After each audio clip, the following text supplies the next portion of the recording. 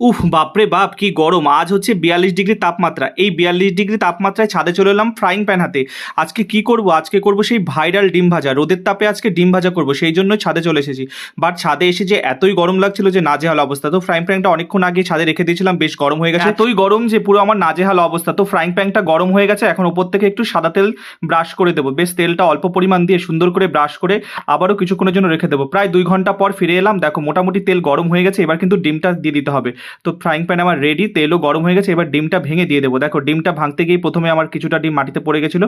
আমি 2টো ডিম নিয়ে নিয়েছিলাম। এবার হচ্ছে ফ্রাইং প্যানের উপর ডিমটা ছড়িয়ে দেবো। ফাটানো ডিমটা ফ্রাইং প্যানের উপর দিয়ে দিয়েছি। ওপর থেকে কিন্তু লবণও ছড়িয়ে দিয়েছিলাম, সেটা আর ভিডিও করা হয়নি। এতই গরম ছিল আর কি আর বলবো। প্রায় 2 ঘন্টা পর ফিরে এসে দেখি কিছুই হয়নি। মানে কি বলবো, ভাইরাল যে ডিম ভাজাটা কিন্তু আসলে ওটা হয় না। রোদের তাপে ডিম ভাজাটা পসিবলই নয়। কিন্তু আমার তো এত চেষ্টাই সব বৃথা গেল আর কি বলবো। তো তোমাদের কেমন লাগলো ভিডিওটা জানিও। আর আমার ভিডিওগুলো যদি ভালো লাগে অবশ্যই আমার চ্যানেলটাকে সাবস্ক্রাইব করে দিও।